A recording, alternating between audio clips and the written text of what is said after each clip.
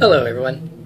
It's been a while since I've done a video or talked about a book, so today I thought I'd make a new video and talk about a book.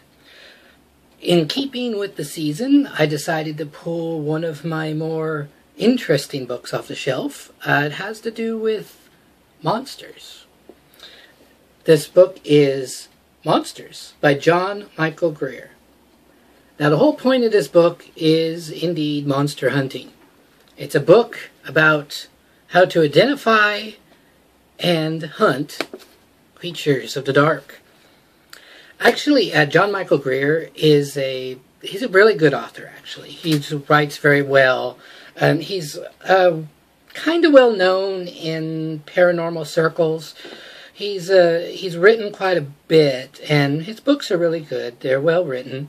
He started out, and he's been in all sorts of alternative beliefs. He started out in the Kabbalah and more of the belief systems of, like, the descendants of the Golden Dawn. But these days he's moved on to Druidism, so he doesn't really hold with the beliefs in this book very much anymore. Well, I mean the system, the Golden Dawn system. In fact, I once wrote him an email and said he wrote well and I enjoyed reading his books, and he wrote me back basically saying, "Oh yeah, that old stuff. I remember that." But it's an interesting book. Now, as an author who writes about the paranormal, one thing you might need to know about this book is he's coming at it like it's real. God, I wish YouTube wasn't so hard-nosed. I need to put Ghostbusters sting on right now. He is writing from a point of view that there really is stuff going down out there. There's really things that go bump in the night. Now, to give him his due, though, John Michael Greer, he's very realistic about it. Even in this book, when he's writing about vampires and werewolves and ghosts, he says in here, he's very cautious. I mean, he totally admits that 99% of stories and cases you hear are hoaxes. They're things that people saw, and they mistook a big dog for a werewolf. He's very level-headed, I guess you want to say. Also, in this particular book, he's coming from his background when he still used to be involved with Kabbalism or Kabbalistic beliefs, beliefs that came out of some things like the Golden Dawn. So his views on what these creatures are or could be are quite different than the standard. For instance, his views of vampires. He doesn't think that they're really all that cool. Basically, he doesn't think a vampire is immortal as such. He thinks a vampire is more basically the evil spirit of people that have died. It's sort of their ethereal body, only they've somehow able to keep themselves from totally moving on for a while, usually because they're bad, and they feed off the life energy of other people. That's kind of his take of vampires. He doesn't really find them attractive at all. I mean, they're not. He's definitely not on Team Edward. Here it is. The reality is a good deal less pleasant. Actual vampires are about as appealing as bubonic plague and as seductive as blood-sucking leeches. A predatory ghost who murders people to prolong its own unnatural existence, the vampire is perhaps the least attractive and most destructive of all monsters. So this guy is not a fan. But it's interesting to me because the different take. He's coming from these old legends from a totally different point of view. From the point of view of a mystic, the point of view of somebody that's involved with ritual magic, the point of view, it's totally different. He talks mainly about very few monsters in here. In the introduction, he really cuts down what he thinks of as a monster. You won't find, Bigfoot's not in here, because cryptids are not, because John Michael Greer feels that as cryptids, they can be discovered at any time. There's really nothing mysterious about them. I mean, Bigfoot does exist, It's an unknown primate of some sort. So if it's found tomorrow, it's going to be in zoology. There's nothing really monstrous about it. It's just an unknown creature. And other things that are totally, I guess, like Santa Claus and the Easter Bunny. They live only in myth. That's another area that he's kind of cut out. I guess it'd be interesting to hear his opinion of the legends of the Black Dog, because I guess he would probably think that more as the creatures of Fae. And that's probably one of the most interesting chapters in here. Creatures of Fairy, he calls them. Basically, inhabitants of the ethereal plane that pop through to, as Douglas Adams said, walk up and down some poor drunk schmo going beep beep and scaring the crap out of them. His writing on werewolves is interesting. He doesn't really believe people can shapeshift, but it's basically a form of astral travel, a form of astral projection, that there could be people, good or bad, conscious or not, maybe having a bad dream, that project a part of themselves. And when other people perceive this projection, because they're sensitive, they see it as something, a creature, an animal. It's really interesting. Some of the artwork is interesting in here too. There's some drawings. Each chapter is started by a picture.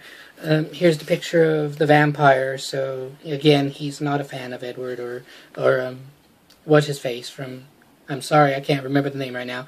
But Interview with a Vampire. He's not a fan of Tom Cruise's vampire. So all in all, it's an interesting book because he's coming at this from a different point of view.